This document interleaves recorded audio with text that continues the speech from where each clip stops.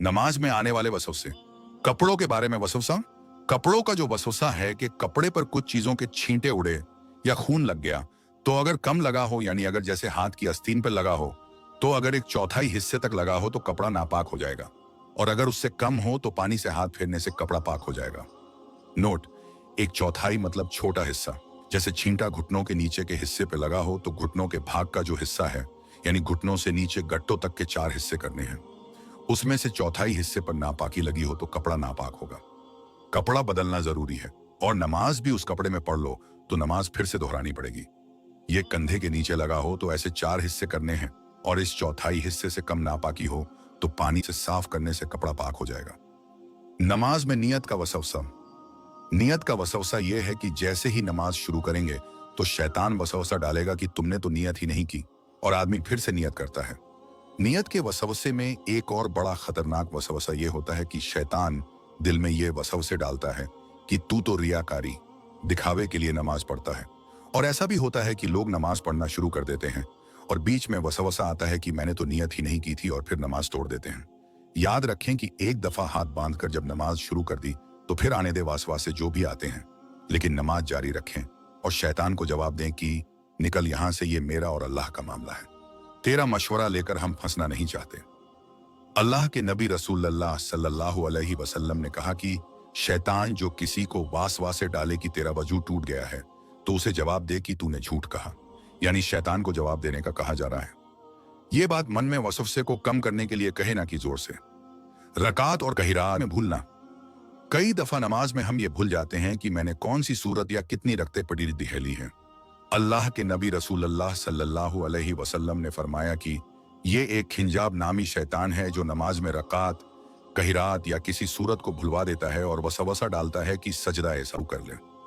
अल्लाह के रसूल सल्लल्लाहु अलैहि वसल्लम ने इससे बचने का यह तरीका बताया कि नमाज शुरू करने से पहले 3 बार औजु बिल्लाहि मिना शैतान निर्जीम पढ़कर लेफ्ट साइड थू थू कर दे तो ये भूलने वाले वसवसे बंद हो जाएंगे। वहम होने का वसवसा, ये एक ऐसा वसवसा है, मिसाल के तौर पर कि आपका पेपर है, आपने 2 चैप्टर याद कर लिए हैं, लेकिन शैतान वसवसा डालेगा नहीं तुझे, अभी याद नहीं हुआ, तू भूल जाएगा। मतलब किसी ऐसी चीज का वसवसा डालकर वो हमें उसमें मुब्तला कर देगा जो अभी हुई ही नहीं है, और बंदा परेशानी लेकर बैठ जाता है।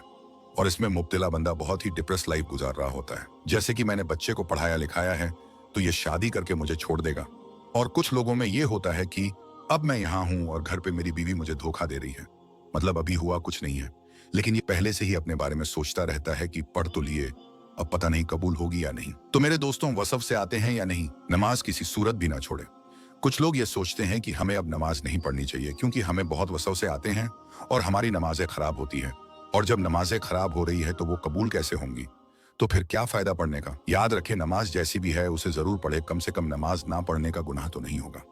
दूसरी बात, नमाज आपकी जैसी भी है वो कबूल हो रही है क्योंकि वो सजदा, रुकू, कायम जो आप नमाज में कर रहे हैं वो अल्लाह ही को कर रहे हैं, ना किसी और को थोड़ी कर रहे हैं।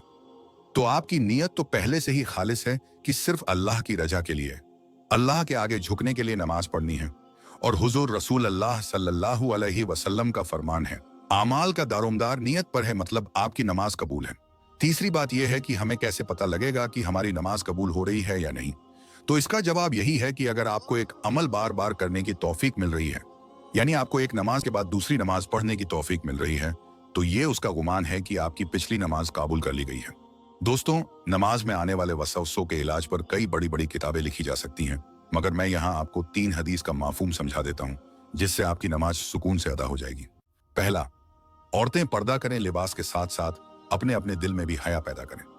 दूसरा, मर्द हजरत अपनी आंखों की हिफाजत करें, जो शख्स अपनी आंखों की हिफाजत करेगा अल्लाह उसे ऐसा ईमान अता फरमाएगा जिसकी मिठास और ठंडक वो अपने दिल में महसूस करेगा। तीसरा, जब भी नमाज पढ़े तो इस कैफियत के साथ पढ़े कि मैं अल्लाह को देख रहा हूँ, और नहीं तो ये यकीन रखे कि मेरा अल्लाह तो यकीनन मुझे देख रहा है, और ये तसव्वुर करें कि शायद ये मेरी आखिरी नमाज है, इसके बाद मुझे नमाज का मौका न मिले। यह सब बहुत ही जरूरी मालूमात है, सिर्फ खुद तक इस पोस्ट को ना रखे, आगे भी हमारे सभी मुस्लिम भाइयों बहनों को शेयर करें। इस्लाम की मालूमात लोगों तक पहुंचाना भी सवाब जारिया है। ऐसी और भी इस्लामिक पोस्ट्स के लिए हमारे चैनल को सब्सक्राइब जरूर करें। खुदा हाफिज।